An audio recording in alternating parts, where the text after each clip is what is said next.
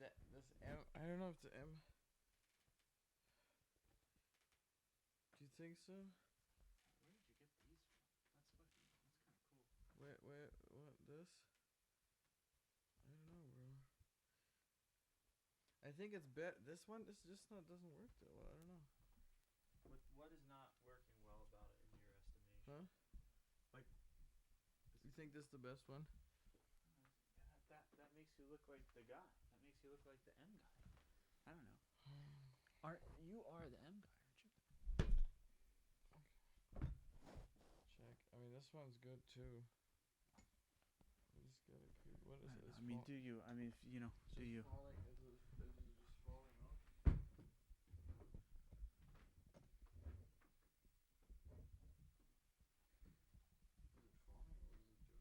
What, the stand? I'll fix the stand. That's fine.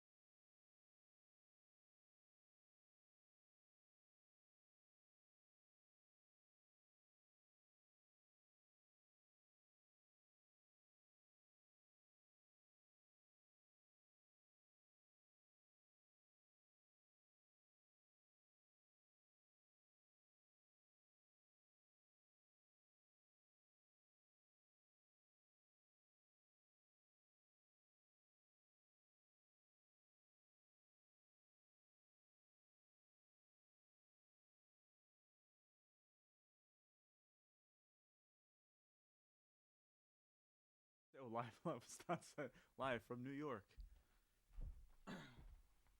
Live from the lodge, actually. Los Angeles, North California. What's up, guys? It's been a long time coming. For the ones who don't know, I'm Malte, and I used to have a lot of these like kind of radio show situations when I was in college. Took a little break, and now we're back with a new podcast series right from the lodge. We got this beautiful little set, and our guest today is Jeremy Davis. Jeremy, Yes. Social Security, last 4 digits of your credit card, and your age. Well, you forgot the expiration date and the first 3 on the back. Yeah, that too. So we'll start with Social Security to birthday, March 14th, 97. 97. 97, the So world's what best year. generation is that? I made Gen Z by 1 year. So I'm out here repping for my old Zoomers.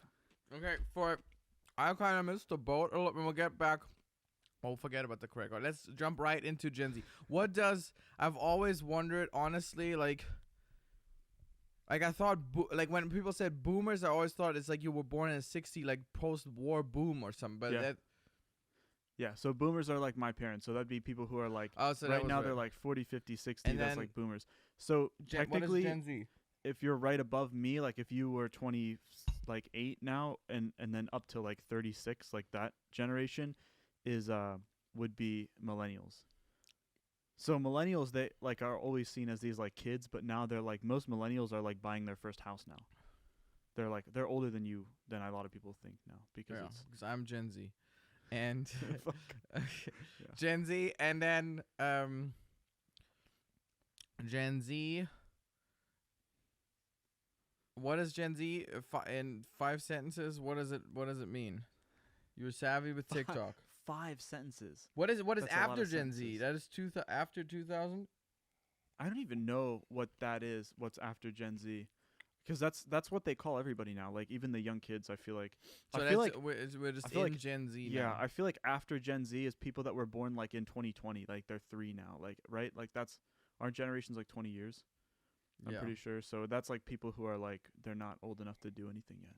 But yeah, I mean, I could say the same shit everybody says. Like Gen Z is like people who are technology natives. They didn't learn technology. They were born into it. But it's true. Like if you look at little kids, it is like a crazy thing. Like you look at these little kids. Like my friend is a baby. Like I mean, she's like 5 or some shit, and she can literally play. Like I saw her learning how to skip ads. She knows how to skip ads. My grandma can't figure out how to skip ads, and That's this like crazy. 5-year-old child is on a phone, like playing on a phone, like trying to play this game, and then an ad pops up, and she's like, "Oh, like you gotta hit the X, like you gotta wait for the ad to roll, and then hit the X, and make sure like because it's gonna give you to like, you know what I mean?" She's like, "Oh no, I don't want to go to the App Store." I'm like, "Well, you don't want to go to the App Store, like, bro, you should be playing outside with like hopscotch." What do you mean you don't want to? Like, it's crazy. I just So- saw this thing today. CEO of TikTok was in Congress, and he explained how 8-year-olds, like, how TikTok is censoring or like tailoring an experience for an 8-year-old on TikTok. And I was like, wow, yeah, we're really, this is it now. 8-year-olds are on TikTok, and they have Yeah. content that is made for them. Well, it's insane. I don't know if you know about YouTube Kids app, but people make like their whole living, like they're out here buying mansions off a YouTube Kids app, like making this what I would consider to be like horrible content for children.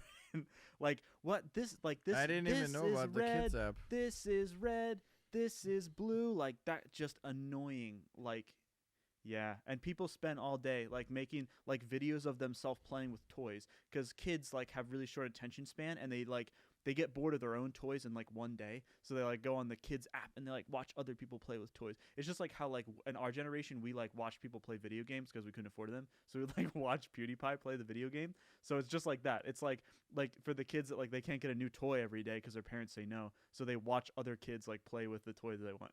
It's fucking wild. That makes a lot of sense, and that is wild. Where you from? I'm from Maryland. the Maryland. Chesapeake Bay, baby. Maryland is on the eastern side of the U.S., right below Connecticut? No. That's what everybody says. Everybody No, from it's like California, they're like, no, it's just where is that? They've never no, heard no, of no. Maryland. Maryland is like it's close to Virginia too. It's like, Yeah, it is. It's the but it has it. Delmarva, baby. It then It's is it. below What then? Pennsylvania. The easiest way to say it is just above North Carolina. Is that the bordering stage? I would say below Pennsylvania. It's right below Pennsylvania. But then And if people don't know Pennsylvania, then I would say it's yeah, but right then below New York. and then if you go further south, that's North Carolina. Has to be right. Yeah, North Okay. Carolina, then Yeah. South Carolina, as you'd expect. And then Maryland, and then where do we start?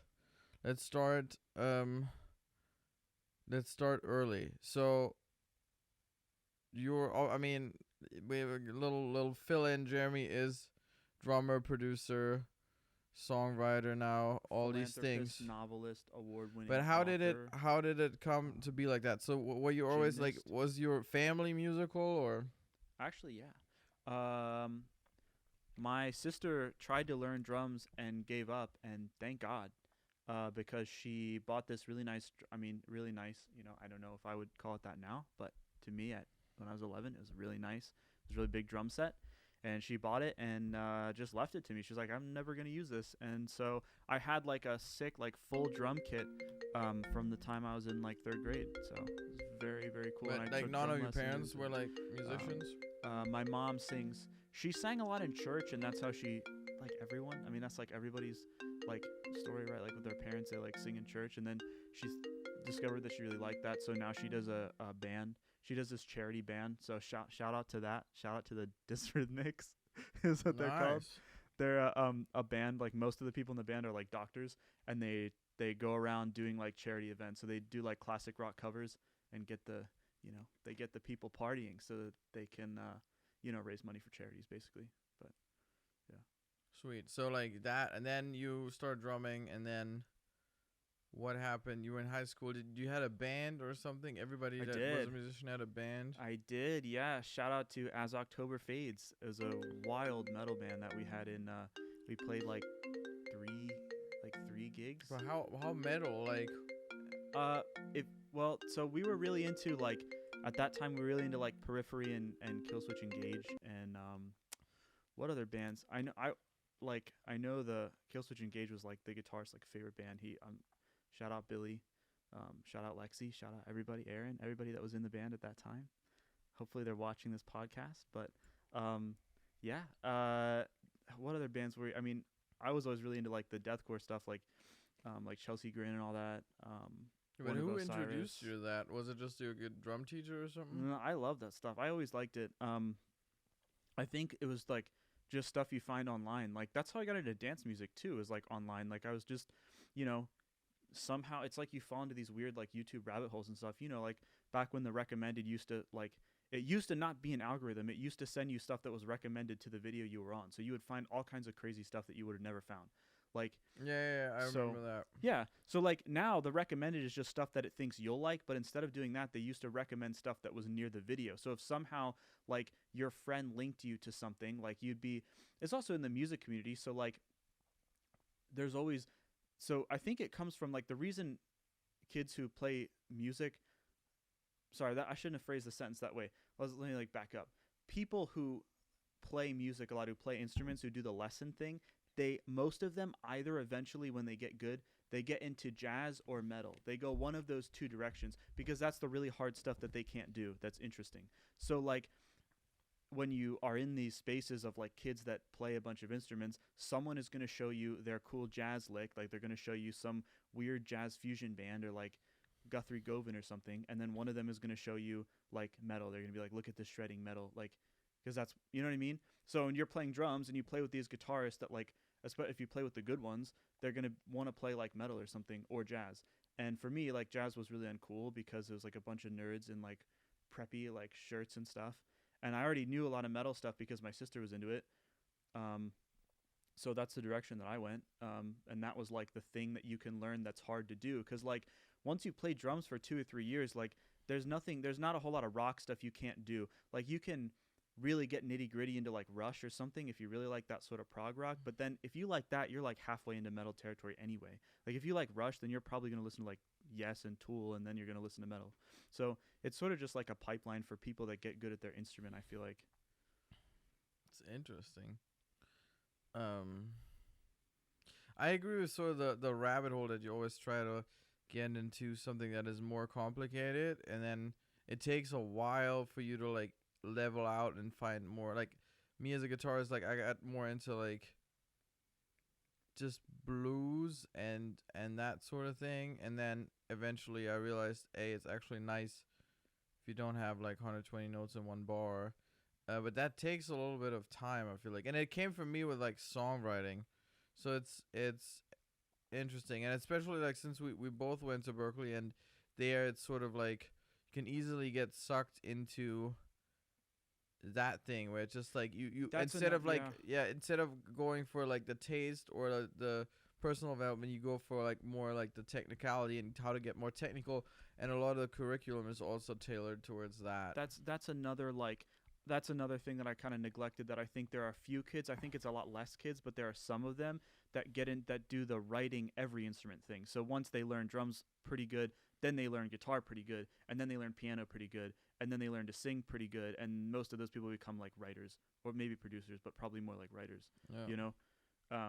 But that's like a different type of kid, and I think most of those people, they either like spend most of their time in like the pop rock or like musical space. Some of them do the whole like Phantom of the Opera musical stuff, but Yeah. that's like another lane that people do, um, which is cool. I wish I had done that earlier. Like I wish I was, but it's just, but that's how it like that's what it is to be like a dumb high school kid. Is like you think that like obviously you know everything, and like you obviously only care about the cool stuff. And I think part of me definitely still is that way. Like I care about the cool stuff.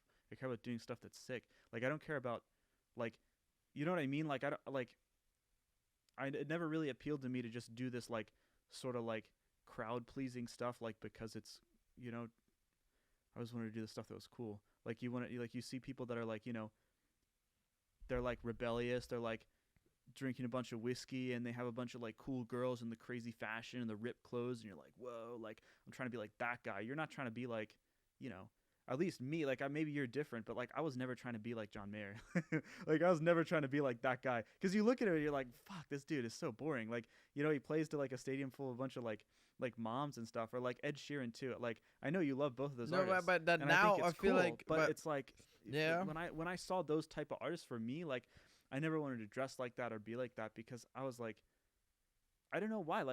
I'm just like, maybe I'm just like a rebellious person at heart. I don't know what it is. Like why that, like that never seemed cool to me, to like stand up on stage with like an acoustic guitar and like your golf polo and be like, baby, I love you, and play like a bunch of like 145s. It didn't seem that cool to Yeah, me. no, for me, I think like I was always like more or mostly into the musical side of John Mayer, not necessarily like his sense of fashion, even though he claims that he has now like an elaborate sense of fashion. But I was like really into sort of like the music that he was doing, and didn't really follow too much sort of like all that celebrity sort of thing. But I think Yeah. this is like with every artist, like at some point, like when you said, oh, you have moms in the audience, like it just eventually on record, like 4 or 5, the like the people that once were like 15, they're gonna be like 25, 26, 27. And I feel Yeah. like in the case of John Mayer, it's almost like he became like the new Eric Clapton, right? So there's people that he was doing like, like teen college pop or singer songwriter things, and then eventually through his guitar playing and him playing with like BB King, with like Derek Trucks, and but like bunch of other Buddy Guy, like a bunch of other blues legends. Then eventually, the people that were like sort of that age range of like 30 to 50, that are really sort of like music lovers, like the people that go to like a blues festival or something, they suddenly go to his shows, and like that's the crowd you see. So now I went to a John Mayer show last year here in at the Forum in LA, and it was like you could see like the people that once were in college, they were like now like mid 30s or something.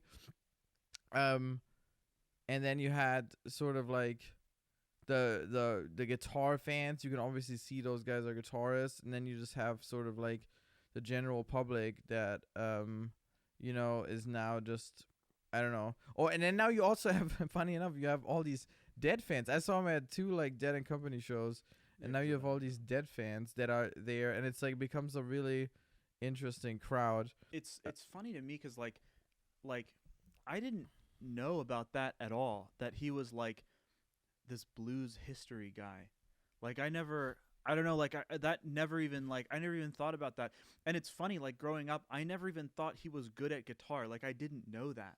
I actually didn't even know, because was never and am still not really a guitar player. I can fake like open chords, but I can't, like I'm not a guitar player. So I never even knew that he was good at it. Like I didn't even know that was part of the John Mayer brand. I saw a bunch of like I probably saw a clip of that movie that he did. The Bodies of Wonderland was for like a movie, right? It was like in some kind of, right, or was that a different song? Maybe. I don't know. I thought Bodies of Wonderland was like, or I don't know, or maybe it's just the music video I saw. It was like very like, it's just this like people like jumping through a field or something. Yeah. No, I just that's like the branding that I knew about, and so like to me, like it never seemed like a guy who was like a guitar aficionado. When I was thinking of people that were like guitar aficionados, I probably would have known maybe about like Yngwie Malmsteen, or maybe like Joe Satriani or somebody like that.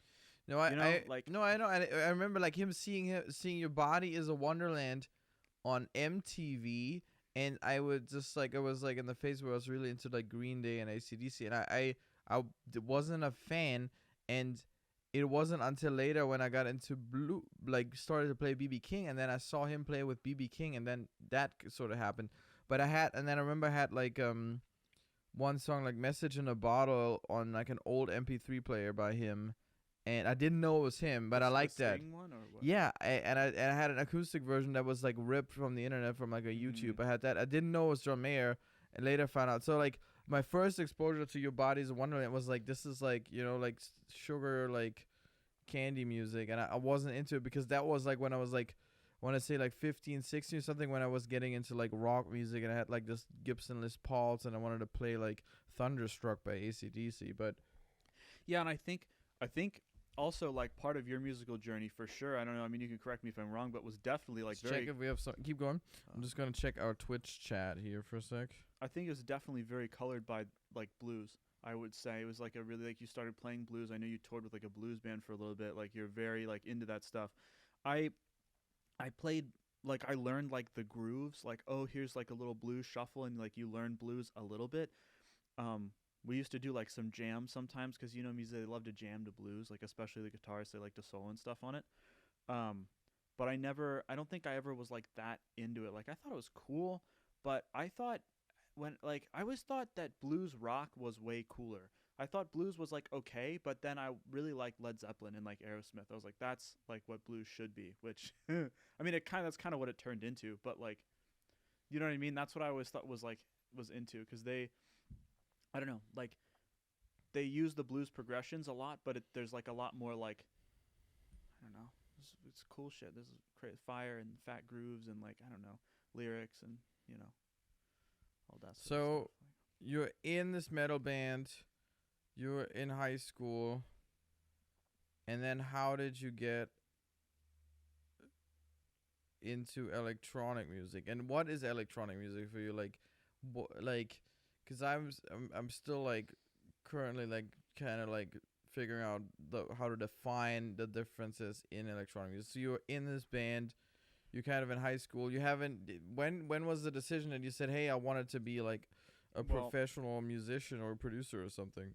I always wanted to do music, and I don't know why. Like, this is like such a weird, lucky thing. There's so many people in my life that I meet, I'm sure you too, everyone meets them, that they don't know what they want to do, or they don't have some kind of strong like passion for something. And for some reason, I was always super interested in music, like always. Like even when I was like, before I can remember, I really liked it. And I used to bang around on like pots and pans and stuff, like doing music stuff. And then I got a CD player, and I liked music. And then there was this weird toy that they had one time that was like a DJ like they made this DJ deck toy for kids that you could like press buttons and like do a weird little sampler like thing.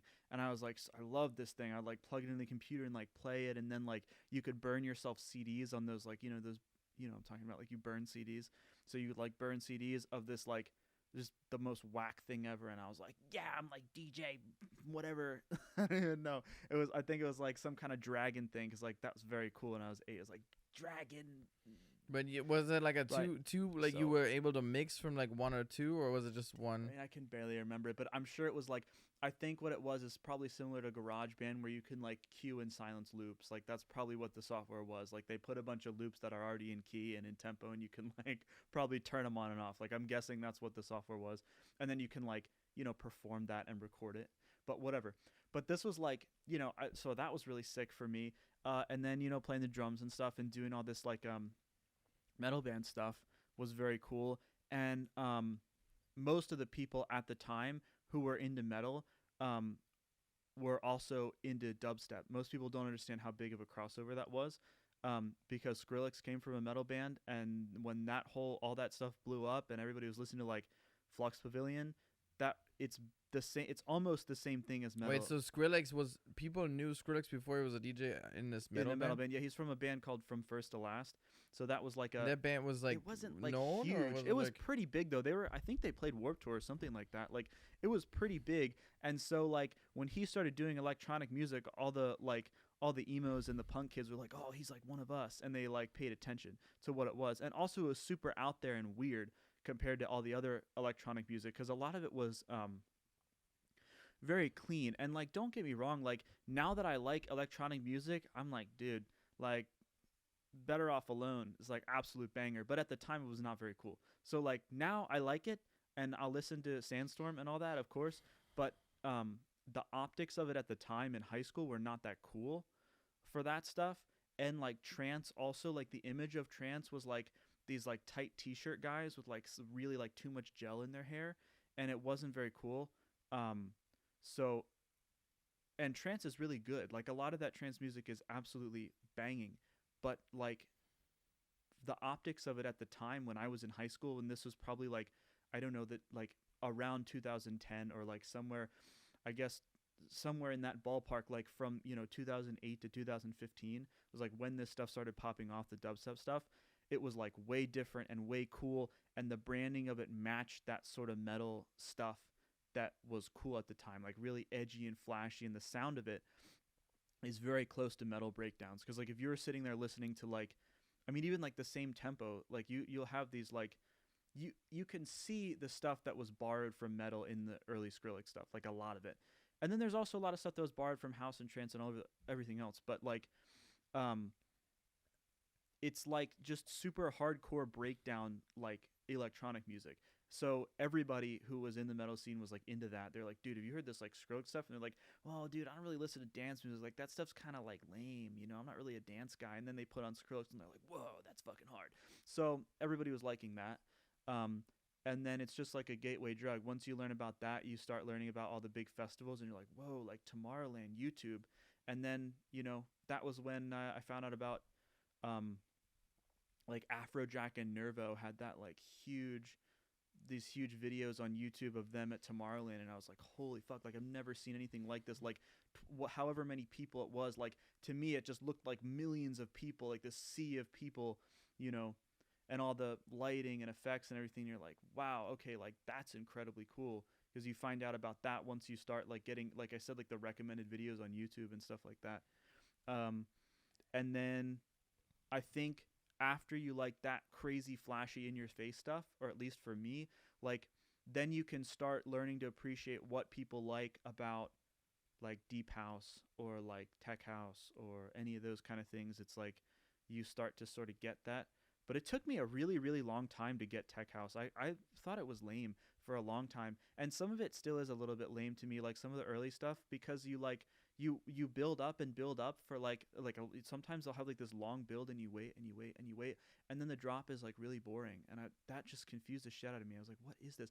Or like also as a drummer, it took me a really long time to understand big room because there's no snare in it. So I was like, where's the snare? Like, why is it just kick like the 1 2 3 4? Like big room and techno, you don't have like snares usually on 2 and 4, and it confused the shit out of me. Like it made me really like I did not like that for a long time, until I like just sort of understood the groove of it, that it's just like, no, like instead of emphasizing 2 and 4, you emphasize 1 2 3 and 4. Like that's the beat. It's just like do do do do do do do, Interesting So that you mentioned big room, which kind of brings us to like just take a little side detour. But we have to talk about when you actually started like getting into Ableton and stuff. But like yesterday, I talked to Ross Palmer, and he said that in the Netherlands, um, you have these like sort of kind of like we had in Austin, like a bunch of bars next to each other, and then you have all these DJs. And he came, he was already a pretty like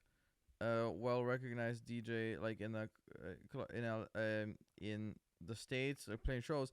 And I said, yeah, we have like about, when he tried to like work there, he said we have about like 40 DJs here that want to get in the door. And he said these DJs that you would have never heard of them, but technically they were so good mixing genres, playing like every 30 seconds, playing a new song.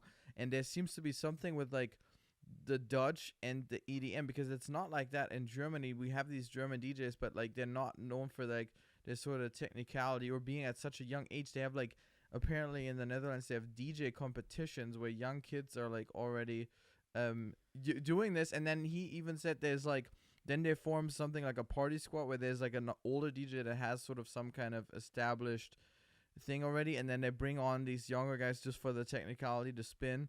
And he says like the level is so high, if you like go up and you're like, you haven't played that club, people will just be like, even if you're a famous DJ, they will just like know and like criticize you on your ability on the decks. And I was like, whoa, like that's crazy. But it's also weird why the like for them that seems to be like the country music was country music is in Nashville. For them it's like the electronic music or whatever. It's weird, because I remember too, like growing up, I grew up close to the border in the Netherlands, and people would like shuttle and like actually make an effort to go clubs in the Netherlands, because everybody's like, oh, it's so much better. And yeah, it's interesting. I would love to experience that. That's like the one thing that I haven't done yet in my life that I is like a big bucket list thing, is like everyone talks about the European club life.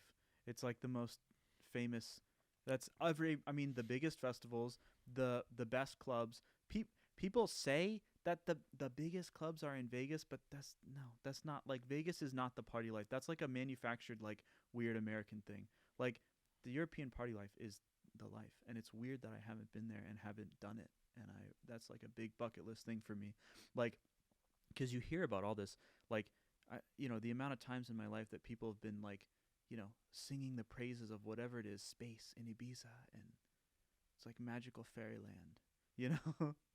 Until you go there. And I bet when I go there, it's not going to be as sick as I think it's going to be. But, But is that something you heard like when you got into EDM, that's like the Dutch have like, not the Dutch specifically. I just kind of know it because, well, I just knew it from experience, because you like, you get into EDM and you get into all the people and you're like, why is there so many Dutch people? Because you get into rock and there's none. You know what I mean? You get into pop and there's none. And you get into every other genre, it's like, how many Dutch singer-songwriters can you name? I mean, maybe one, but I can't think of one right now. I bet there's one that I don't know is Dutch, and then you could tell and be like, oh, wow, Adele is Dutch. But, like, it's not like that. But then you get into, like, house, and it's like half of them. It's really strange like that. And it's the same thing with production, too.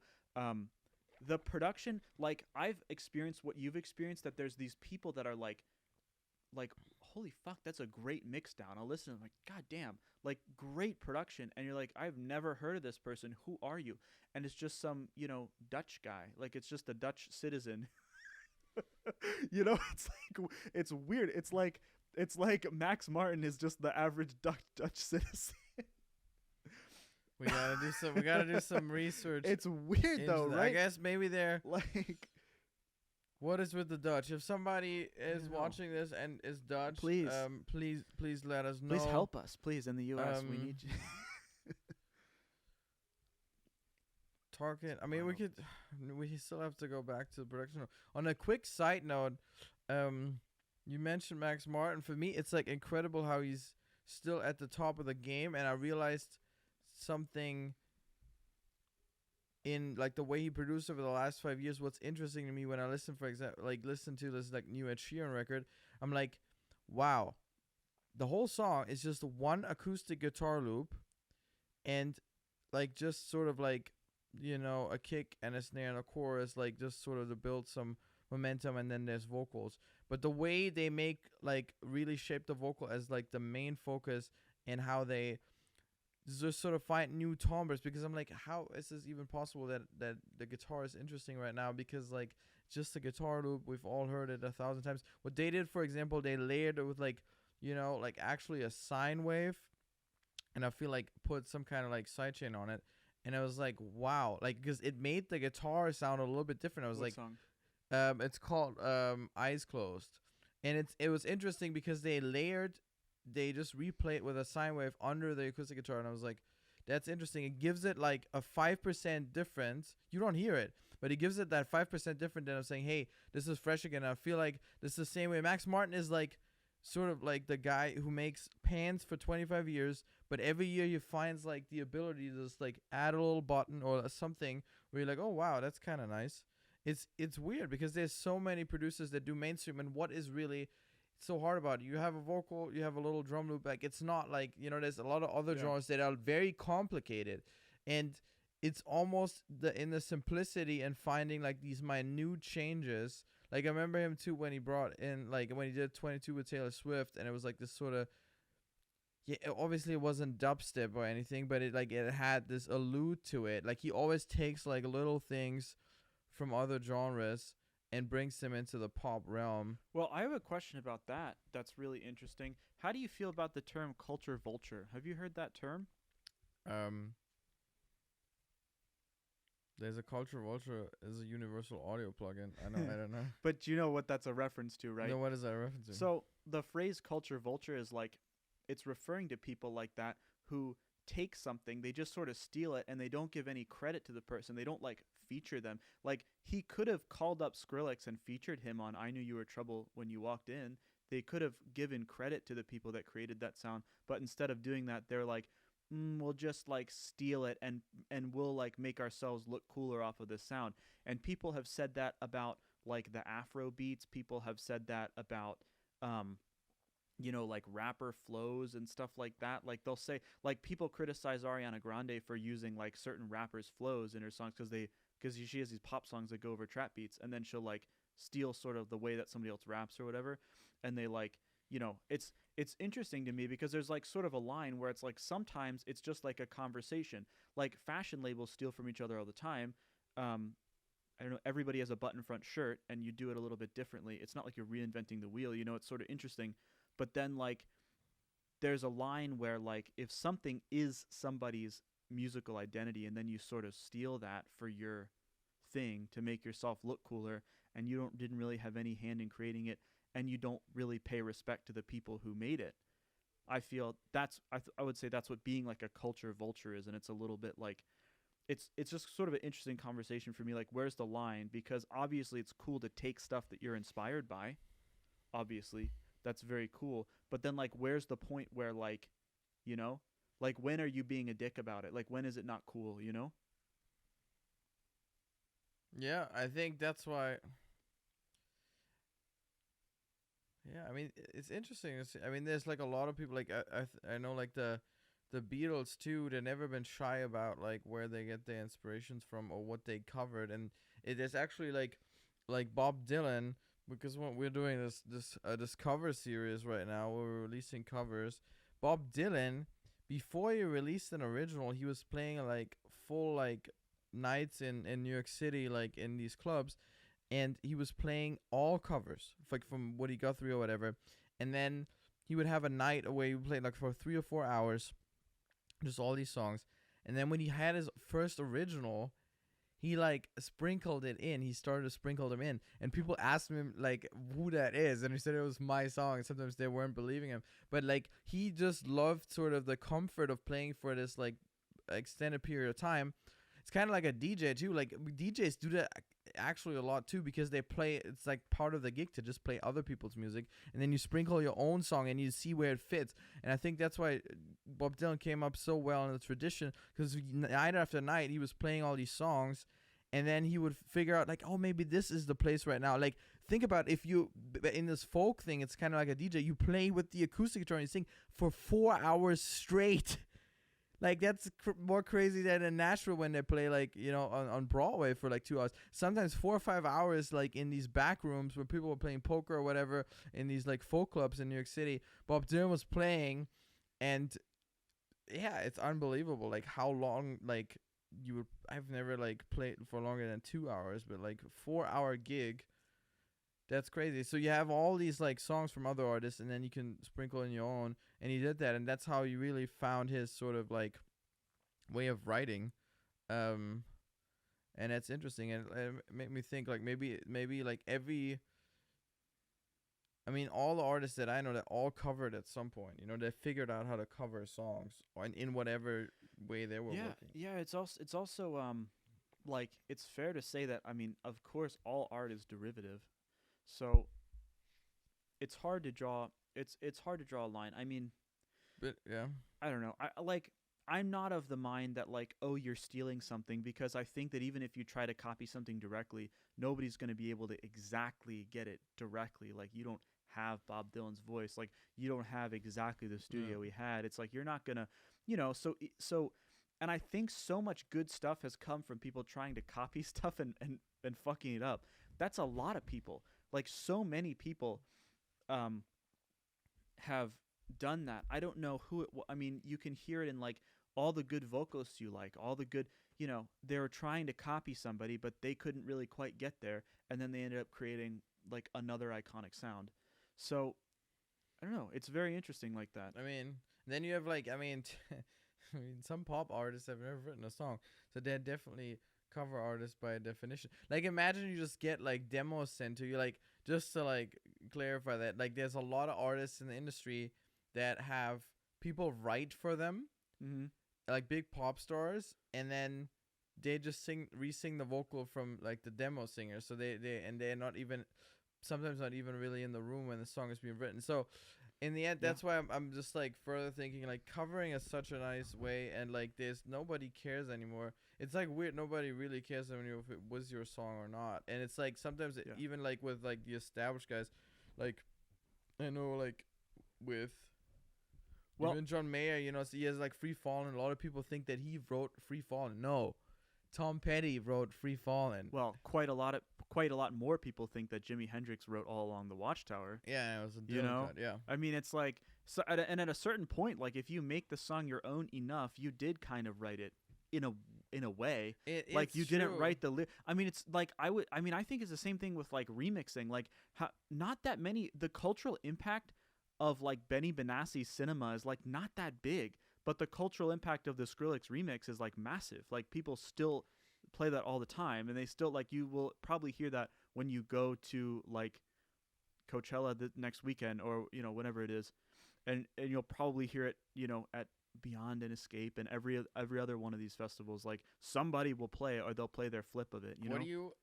Yeah.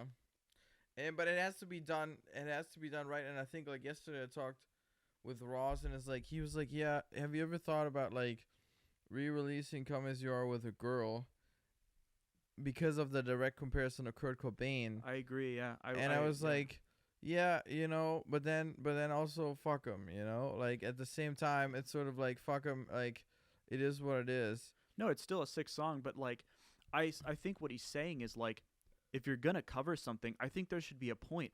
I am not a fan of people who cover stuff in the genre they're like, I'm seeing, like, sometimes I see people that are like, I'm gonna make like making, I don't know, like, I mean, I can't think of like that good of an example right now, but you know what I'm saying. Like they're like, oh yeah, like let's cover Sandstorm in the genre of EDM. Like doesn't make any sense. Like why do that? Because it's already in that genre. Like, or I guess I should say like in the genre of like 90s house. Like you don't need to make a 90s house cover of Sandstorm. That's what it is. Like if you're gonna do it, make a trap cover or make a dubstep cover, or or do something that like bring it to a new place.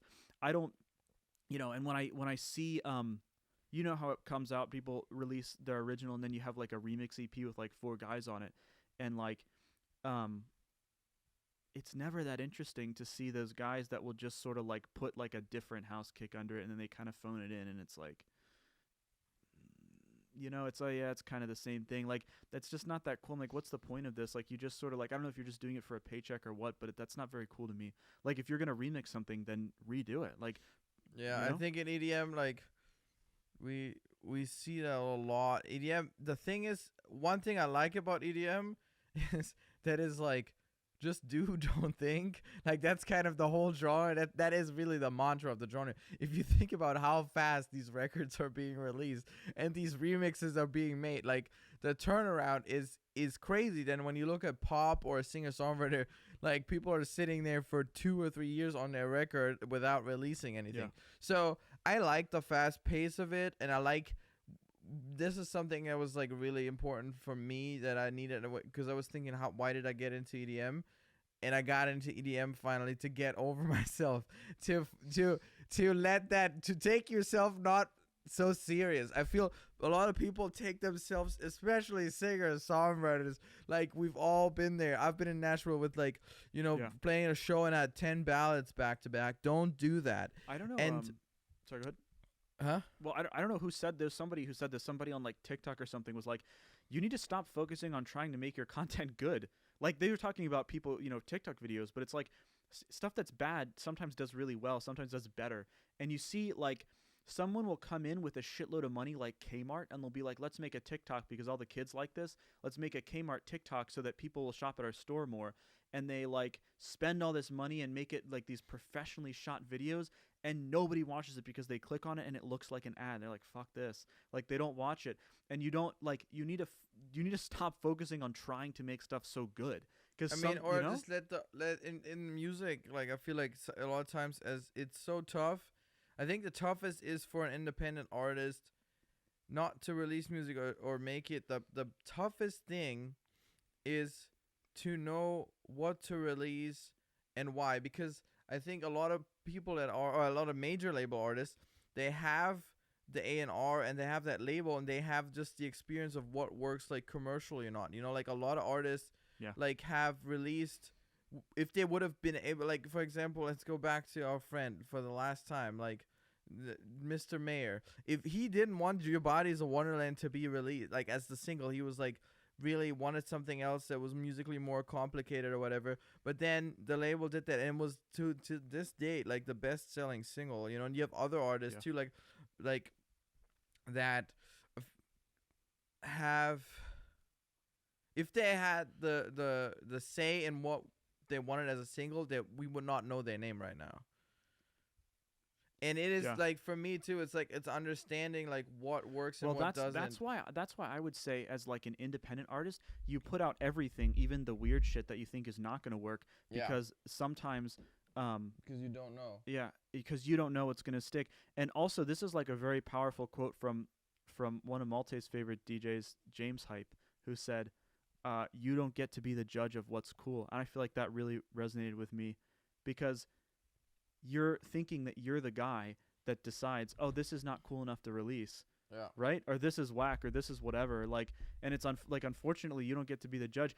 And sometimes stuff is popular because it's a little whack. Like sometimes stuff is so just sort of out of left field and weird, and people are like, I haven't really heard something like that before. And then they go and they like it, or it portrays some kind of emotion that works really well for like short form content or whatever it is. It's like a whole, Yeah.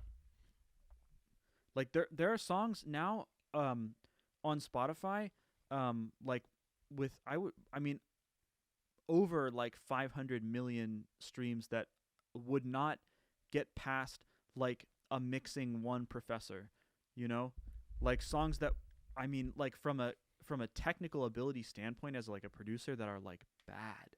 Like sometimes you might even say that they're purposefully bad. Stuff that like you and I definitely know not to do. Like, like just like bedroom production shit that like we probably were doing when we were in high school. Like stuff that is objectively like could be better, but that's not the point, And that's not the point of art. You don't get to decide. It's not people like us that decide. It's like a bunch of kids who think, bro, that's sick. That's who actually runs the music industry, is like a bunch of kids, Yeah, I agree. That's why I think like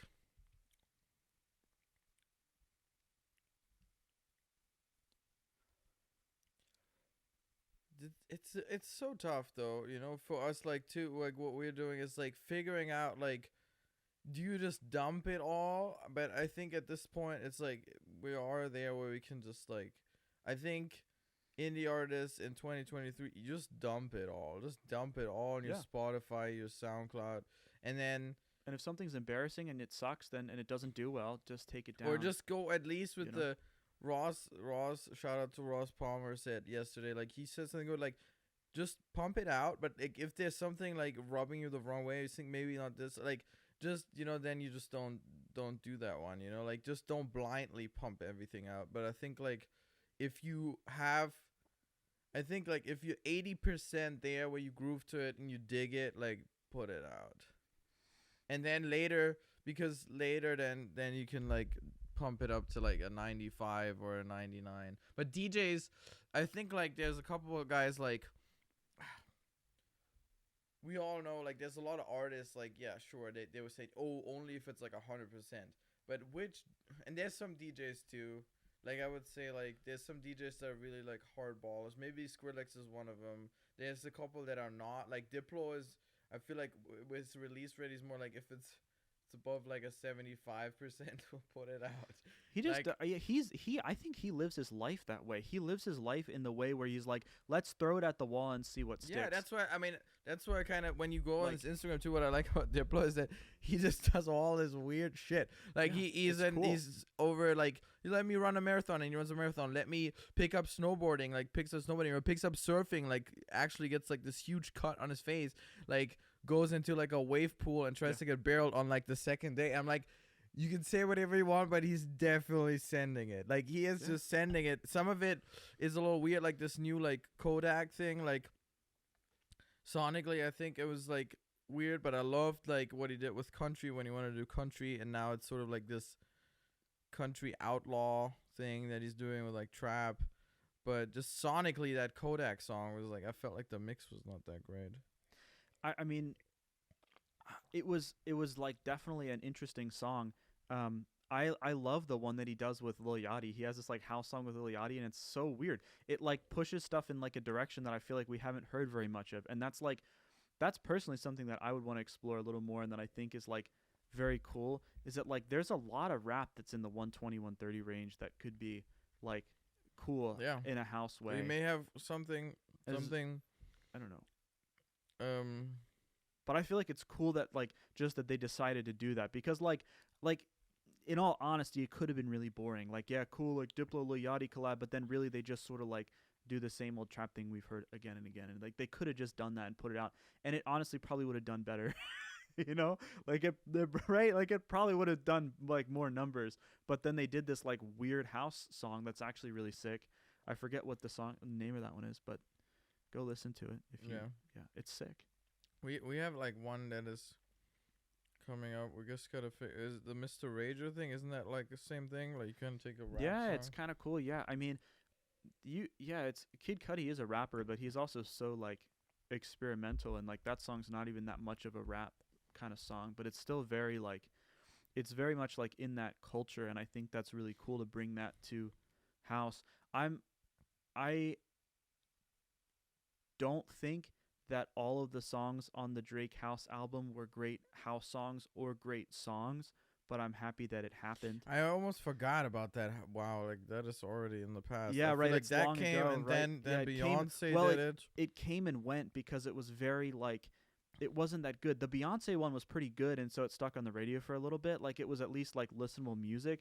The Drake one was very weird, and I don't understand why. Like it's fucking Drake. Like he could have any house producer, any of them, literally. Like what do you think Diplo would not take the call? Do you think fucking Tiesto wouldn't take the call? Huh? He's like the biggest artist in the world. Like he could have had any house producer, and like he picked really, really underground people who did like it's artistic and strange, but I think there's a lot more to house than that, and I feel like we could have had some bangers, It's a little bit disappointing, but you can always remix it. So I don't know. I guess there's that, and you can always pull the vocals out of anything and remix it now, which is like gnarly Technology. Yeah, I just today I was watching.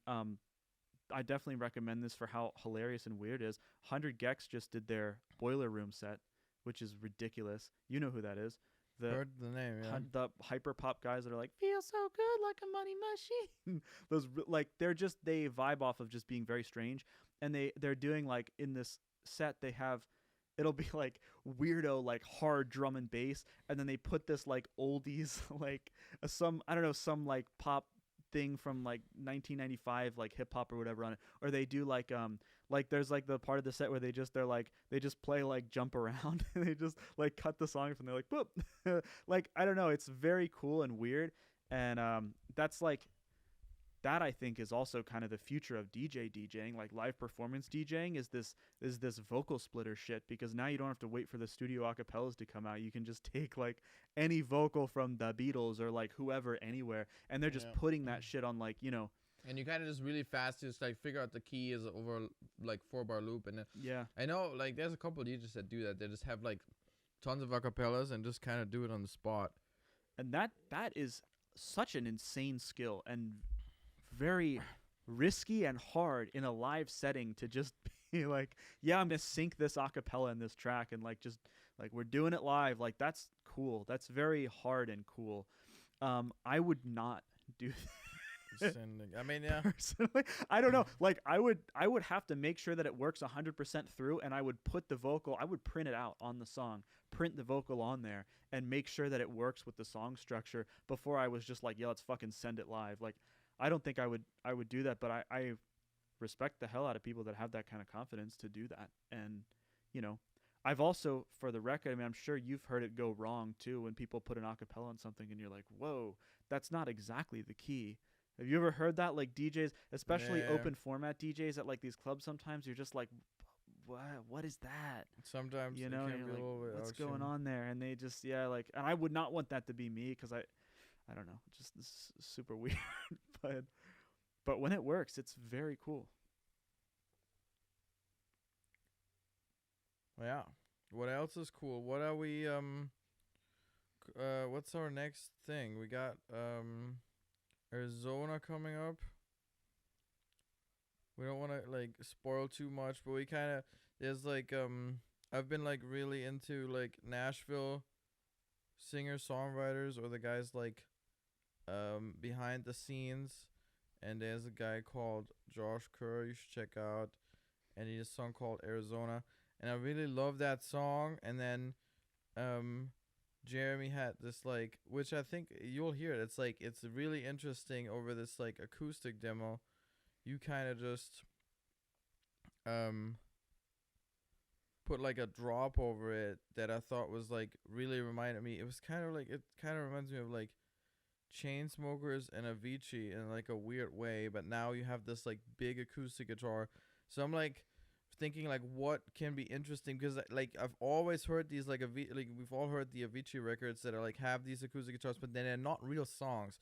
Or like the song, to me personally, like Wake Me Up didn't strike me as like, you mean lyrically, exactly, like so you have this kind of sound, and like I'm like, whoa, like, or you go from the other side and you listen to the country record, and it's like, what if there was like this beat under it, and what if there was like a fat bass under it? Like we don't really hear that, and what would that sound like? What is sort of like, and I think this is the first one out of like all the ones we've done, because like we kind of dabbled, we had the trap thing with the Wonderland, and with the helicopter, with just like the drum and bass thing, and then we had Come As You Are, which is slap house, and then we had Somewhere Only We Know, which is like a weird mixture between like future rave. House. Yeah, at a certain point, like it's just house music. Like at a certain point, it's hard to just pin.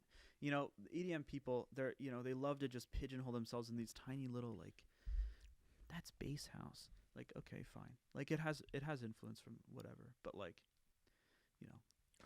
No, but I think this, for some reason, I think this one is like really where we're like finding a sound. So I'm really excited for that one. That's gonna drop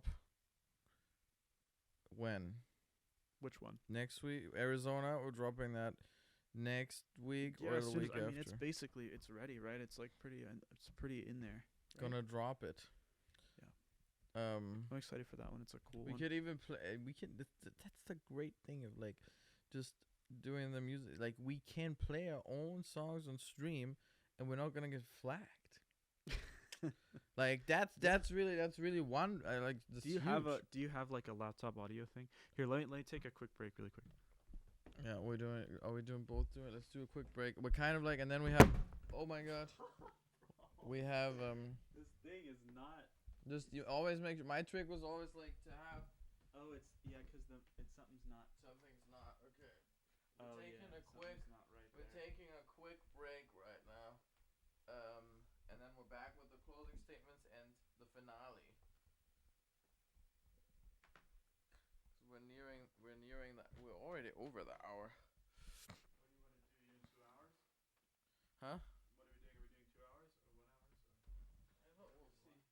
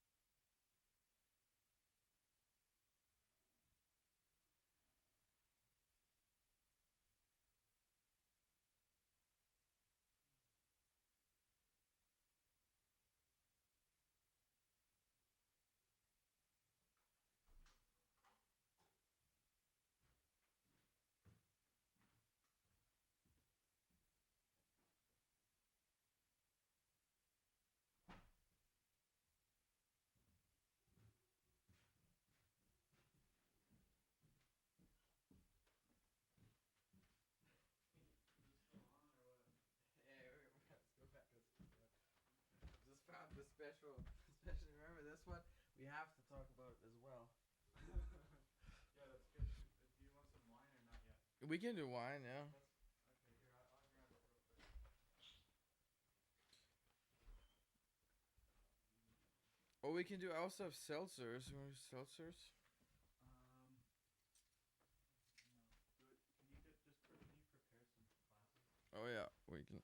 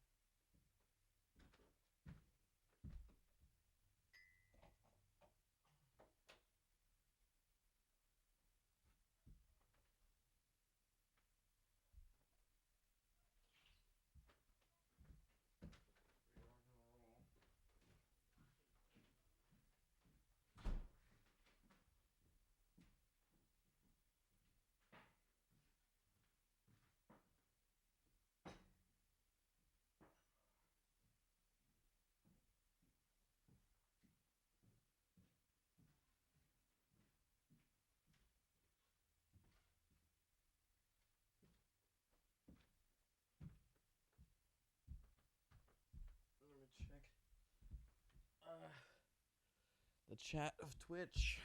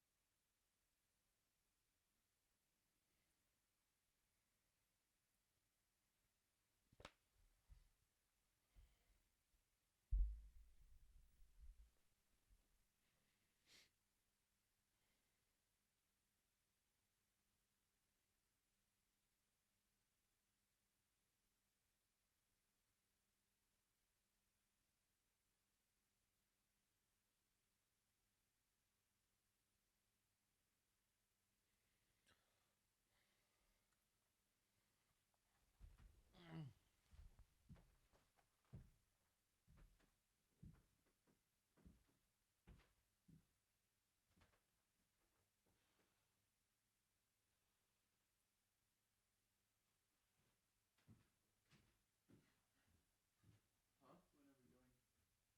When are we going? No, I was just waiting and then. Oh. What the fuck? Well, where's the bottle? I got it right here. Oh, we're gonna do it live. Is it still on? Yeah. Are we still live? We're live. We're live. We're live? Oh. Chilling for a sec. We got our bottle opener. And then we also have our little device here already. Oh, beautiful. This is a great deal at Costco. Costco. If anybody wants to know, Precision You got- Cabernet you at got the Costco. honor. We got our pink wine It's opener fucking here. sick. This one is kind of cool. This makes me feel like I'm on a boat. On a boat. This wine opener, you know what I mean? This is kind of a sick podcast, to be honest. It looks cool. I like it. You know? And that's what matters, dude. You gotta do shit that you like. You like, yeah. Because like, that's why would true. I? That's why true. would I want to do something where, like, you know what I mean? This is actually what I fucking like. If someone was like, "Hey, That's what is like- your dream podcast set?" Okay, that's Like, also this is my dream podcast set. that's something that we didn't touch on. Why do you make music? Yeah, why do you make why music? do you I like think it? that is- Because I was saying, like, because I want to make stuff that I like. I think that's like one of the like most fundamental things is like I want to make stuff that I like, because you hear stuff on the radio or on Spotify or whatever on TikTok and you go, wow, that's pretty cool, but what if it was like this? And having the power to like make that, I mean, you could never get bored of that. That's like worth more than like gold. That's worth more than like any amount of money that anybody could pay you, is like being able to just make stuff that you think would be cool. That's like a crazy superpower.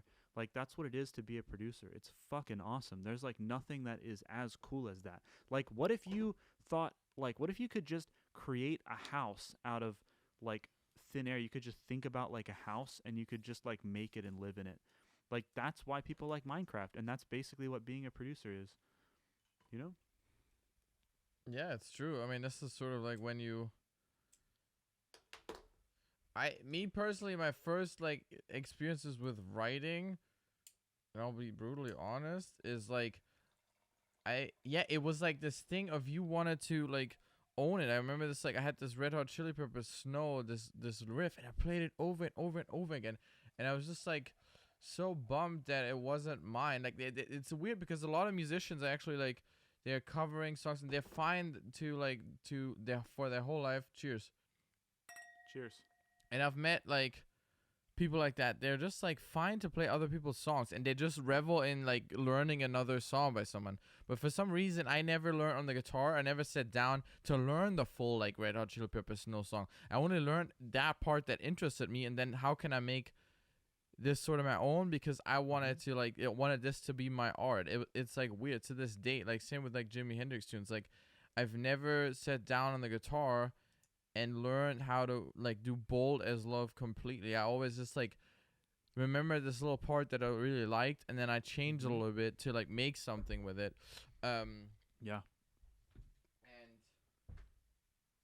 yeah, I think some people are just born with this like they want to be original or something, like for whatever it's worth, and those are normally then the artists. And it's like there's some people Yeah. or musicians. Yeah, for sure. No one can hear you though because you're not talking to the mic. You But Malte's saying that some people have this innate desire to be original, and I think that's 100% true, for me at least.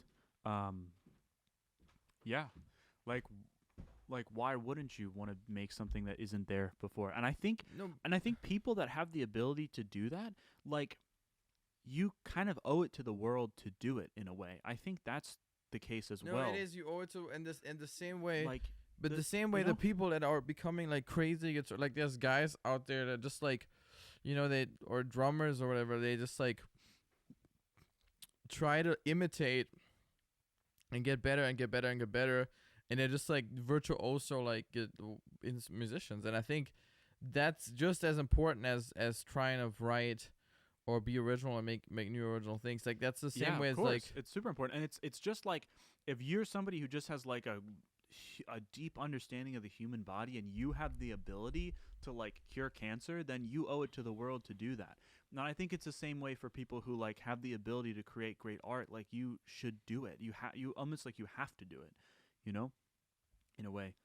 Like, and I think that's what most people felt like. All the great painters in the world, they had to. It wasn't like they really had a choice. Like they had the opportunity, or they had rather the ability to make something that hadn't been there before they were born, and they like couldn't not do it. And most of the time that was at the expense of their whole life's well-being, to be honest. Like many people suffered horribly through their whole life to create something that transcends space and time in a way. Not to be so cliche, but I mean, I do believe that's the case. yeah. I mean, the amount of artists that have either committed suicide or died poor and lonely or whatever it is, like they were just complete like failures in their life, but they created things that, or suffered from like horrible drug addiction, stuff like that. Like that's like most of them.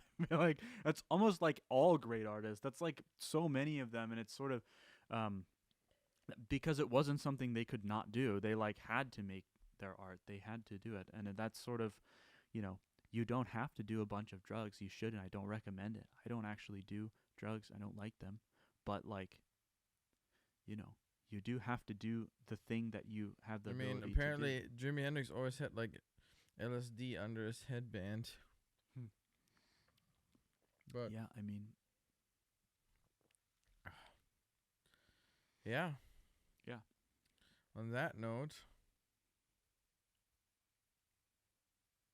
I like that. That was good. There was like a good closer almost. You're done. No, I'm not done. I'm saying like that is sort of like could keep going, but that was a great clip it for. That was a closer. You have like the thing is you have to follow that urge that you have in whatever, and sometimes that morphs, and like for me it's interesting right now that like I used to be really into singer-songwriter music and could never see myself listening to.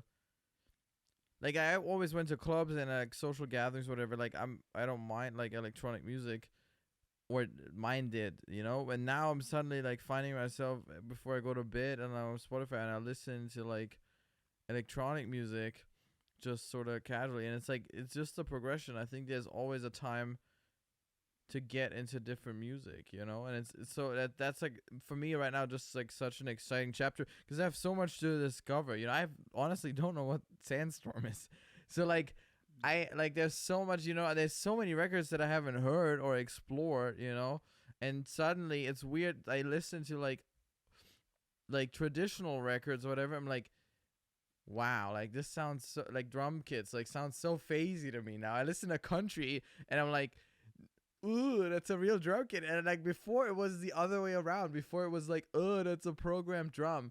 And now I listen to country and I'm like, wow, what this sound with like a super clean like like that kind of beat. And I'm like, wow, you would finally be able to understand the vocals so much better. I just and think the like sonics of it are just so much yeah, more interesting. yeah, Like yeah, they're yeah. just you can And do anything. like the thing I is mean, you can, and the thing is what I'm getting into now with like the whole like synth realm is like, wow, like previously, yeah, you had the guitar sound distorted, crunchy lead, you had a banjo that sounded like a banjo, you could distort that banjo like in like those are the sort of like the colors that I used to work with. You got a pedal steel, you got strings, you got all that sort of stuff, and it all should be like the real deal, right? I was always like really worried about like altering or whatever. It's also And they also always go out of their way to make it sound the same. They always like all the country producers. They're like, yeah, like we're doing an acoustic guitar, but we want that one. We want you want to they like you want to recreate that classic sound that and that's your whole life search, and that was mine too with like these sonics.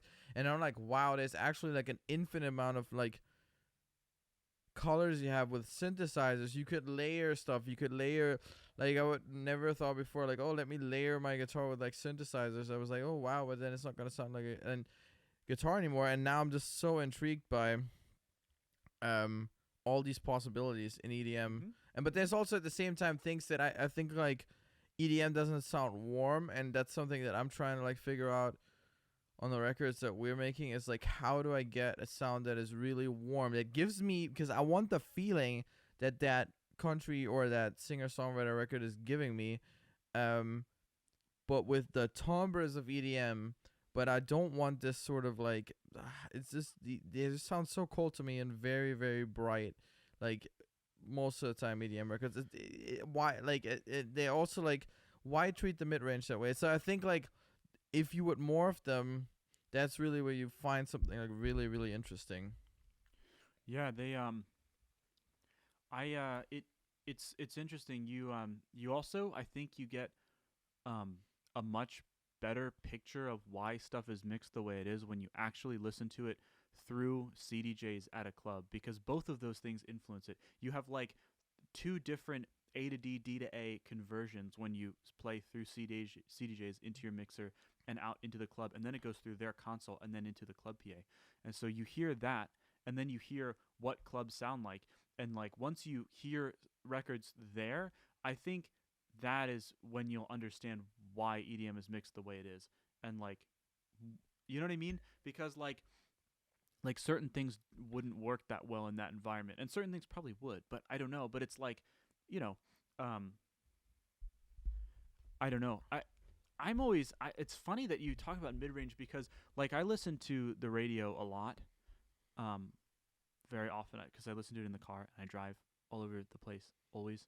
So I'm always listening to the radio, and like it's fatiguing and irritating for me many times to listen to certain type of like rock records. I was listening to the other day, it was like I hear the secrets that you keep, do do do do do, when you're talking in your sleep, that song, right? And I was like, well, the drums are pretty good. Like if those drums were samples, I was like, well, they're pretty sick. But they're like getting everybody is getting stepped on by this absurd guitar mid-range that's like like in my, it's like it hurts. I'm like, please stop. And then you change to the rap channel and you're like, oh fuck, thank God.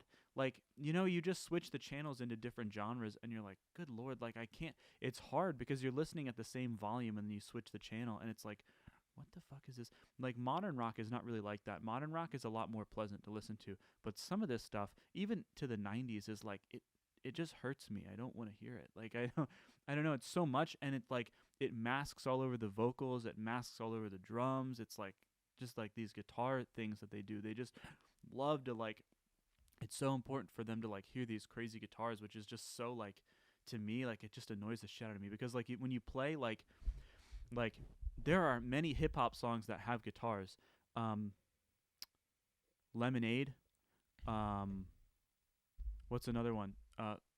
Think too hard, don't get too close. You can fuck around and drown off this wave by Lil Baby.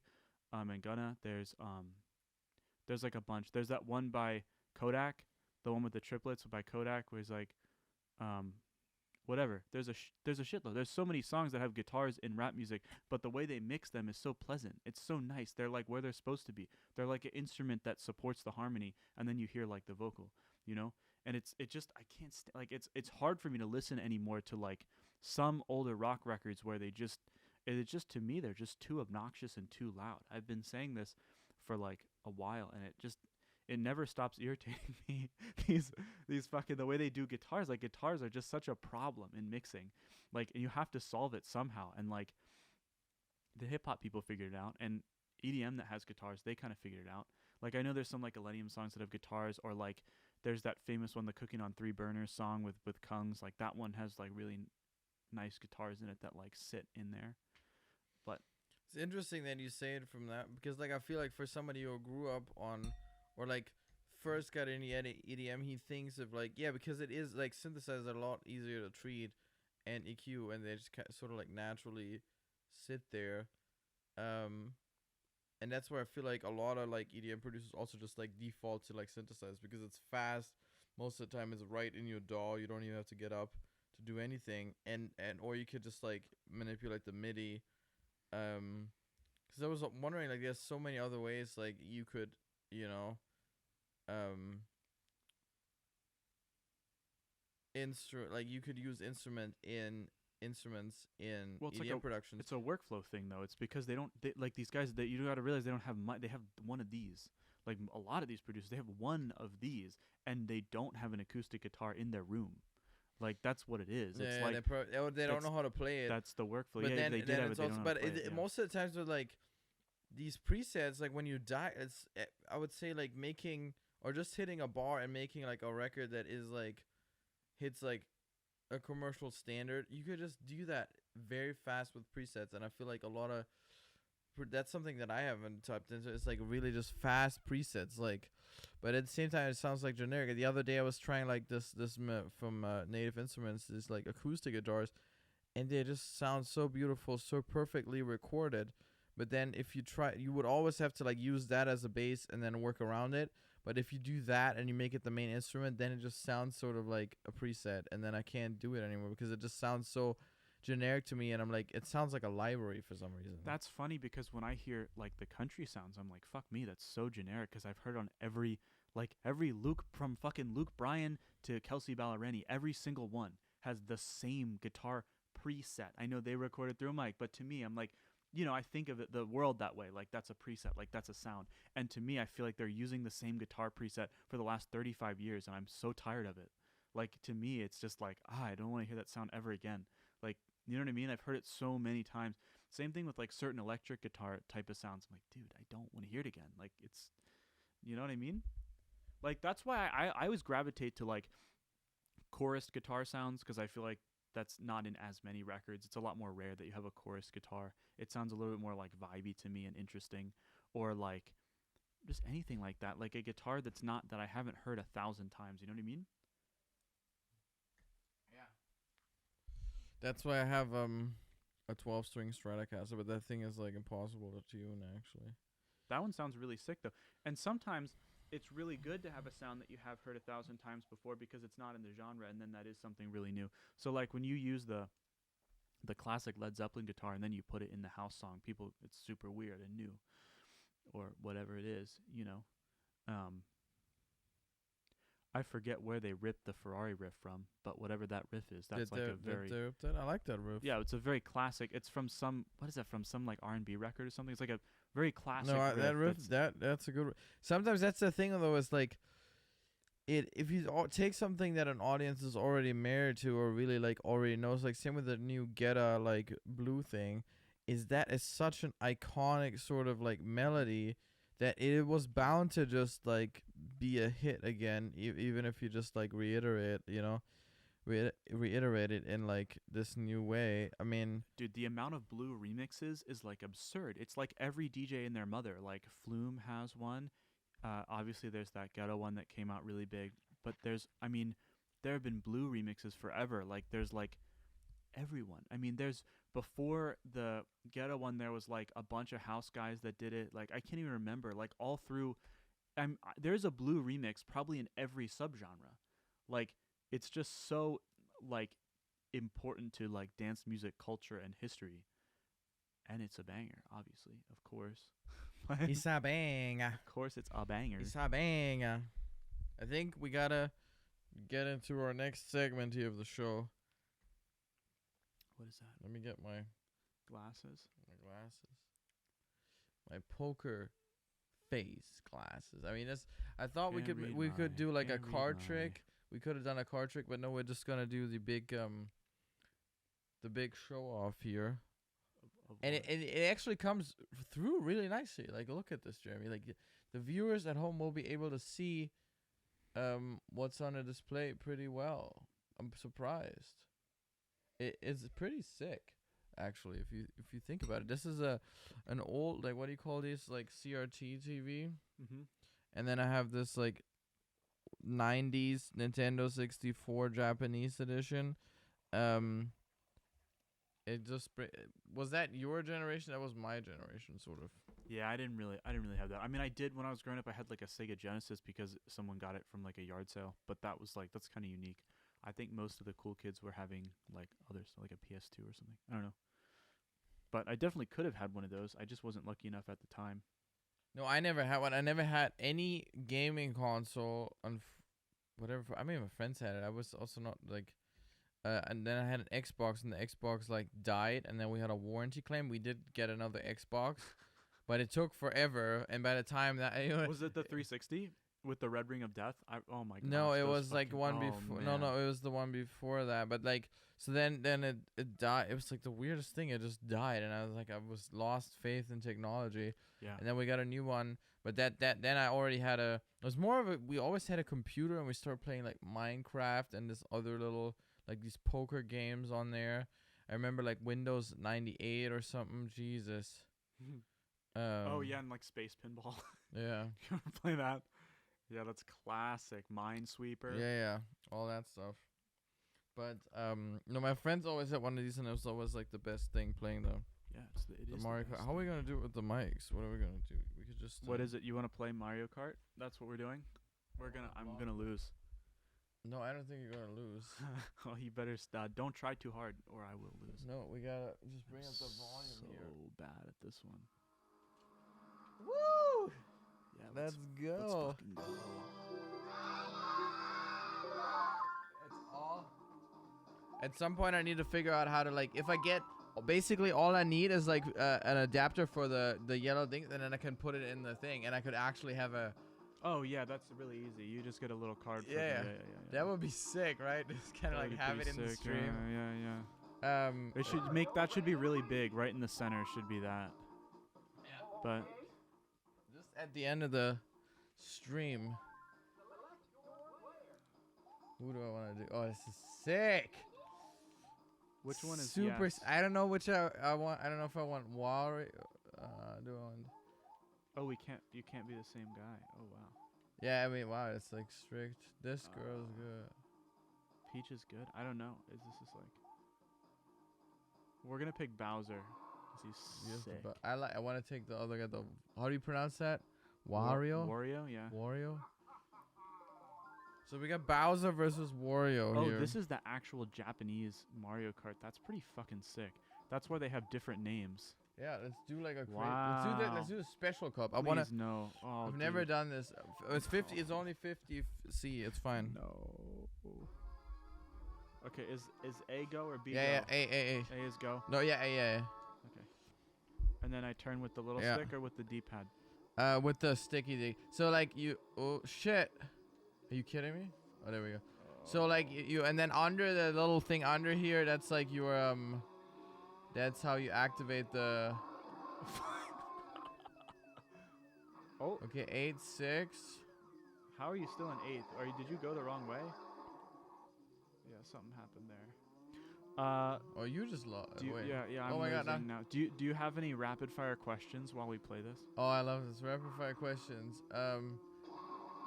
Yeah, pancakes or French toast? French toast. Okay, blueberry or raspberry? Raspberry. Okay, Steak or lobster? That's Steak. It's Steak over lobster. Lobster, okay, lobster has to be seasoned correctly, and people fuck it up a lot. But steak is usually a bad steak is a pretty good day. That is, I agree. Like it's hard. Like it's easy to fuck up lobster. Like if someone is like, yeah, it's probably like you can even go to like a diner, just get a little like breakfast ribeye thing. Right, and it's pretty good. You're like, that's yeah. fine. I haven't had any steak that's like that terrible. Yeah. How do I get this? How do I do the star, dude? Ferrari or Porsche? Oh, dude, come on, Ferrari. It's cooler. Wow. Ferrari, are you kidding me? It's faster, dude. Wow. Ferrari, it's faster. It's more red. Like H&M or Urban Outfitters? Urban, dude, come on. H&M, get out of here. H&M. You should have said H&M or Zara or something. Yeah, Zara. I was good. I thought about it. Shout out to Urban Outfitters. I used to work there, and it's a East Coast or West Coast? I mean, I was from the East Coast. I can't do them dirty like that. But could you see yourself like you want to retire and like would you see yourself for the rest of your life in California or like? I don't know. I might move to like some super random country no one's living in, no one's moving to, like somewhere super weird and go off the grid. But probably not. Like I'll probably live in California for a long time. I don't know. No, I mean, how do I do the power-ups, dude? I don't know. Power-ups under the thing. What is that? What do you mean? The ones up here? Yeah. It's not doing it though. I'm just jumping. Yeah. Do it. Yeah. Billie Eilish or Olivia Rodrigo? I mean, it's got to be Billie Eilish for the fashion. For the fashion, yeah. I think. No, but I mean, musically, I like the Olivia Rodrigo music, but I don't know. But Billie Eilish is she's getting kind of iconic at this point, and Olivia Rodrigo, she's not at that status yet. I don't think. Yeah. James Bond or Mission Impossible? Shit! Fuck. Man, I don't know. I guess James Bond is more of them. I don't know. I don't really watch either that much. Casino Royale's pretty good. I don't know.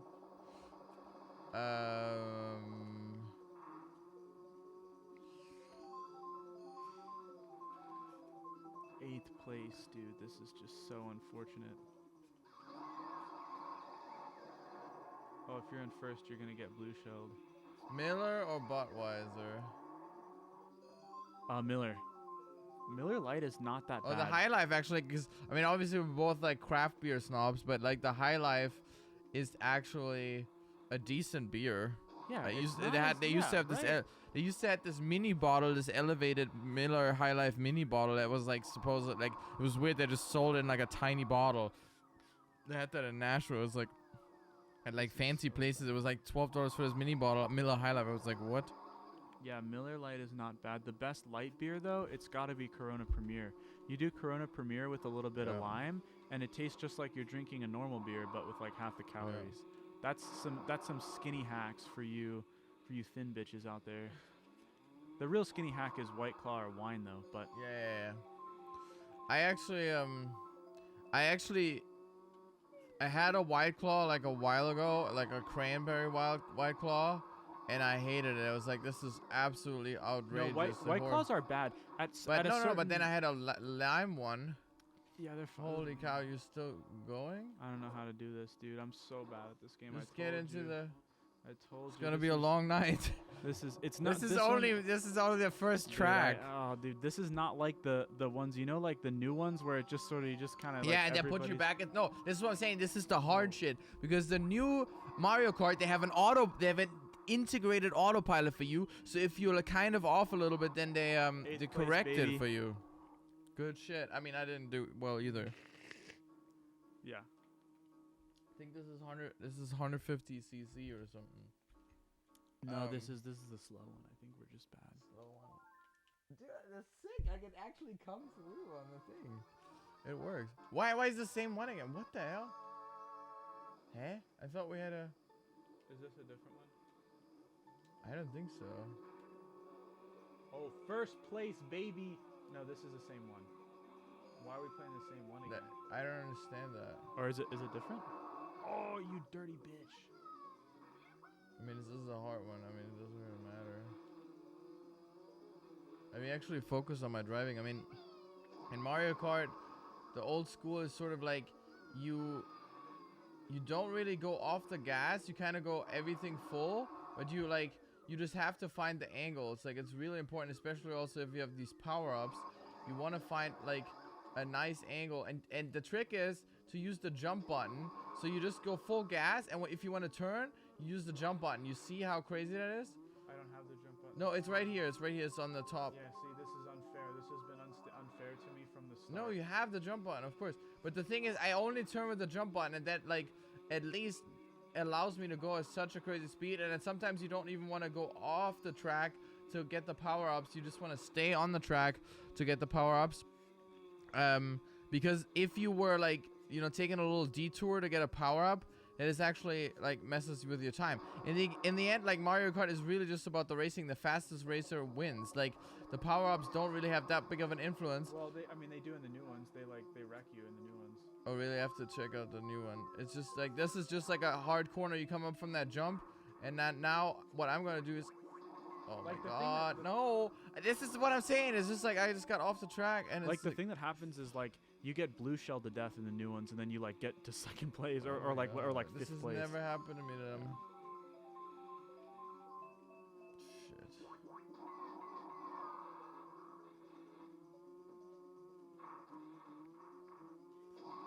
All right, we got. Oh, good. You clipped through that. Interesting. Okay, good.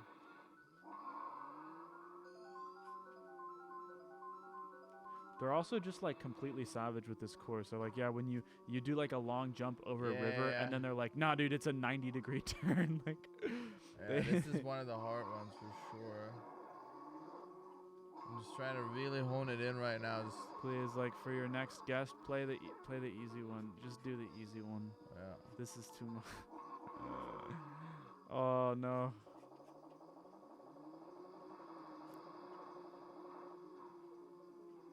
I also have the actual Mario game for this, like, with the whole, like, run and oh, like 64. That's some hardcore. Like, it has a lot of levels and stuff. One of these days, though, you'll get somebody who's like a pro, and they'll wreck you. Like, if you get somebody who's, like, actually knows this game well. Yeah. People spend, like, hundreds of hours in games like this, like, trying to, like, speed run it and shit. Like, yeah. Like, there are people that could just destroy you, but, like, Let's see if we have, like, a professional Mario. Is there even a professional league? There's a professional Smash Brothers well, league. yeah, but there's like a for this it's just a leaderboard, because they're competing for time. Okay. So it's like a. First right now, this guy's. Oh my god. What is this now with the spinning out when you get saved from the? I don't know, man. So this is literally I'm on the last. Oh my god! I just got This is. Oh my god. Hey, you got second place. That's pretty good. I'm gonna do 8th again. I had first. It was right there, and in the last corner, the AI. I got beat by AI by the AI. Well, you know what? The human race is gonna have to get used to that feeling. Yeah. You're on the last stint.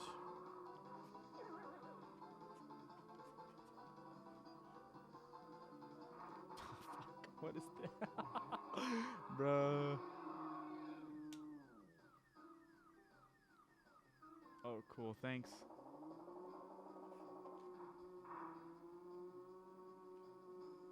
All right. Let's do it.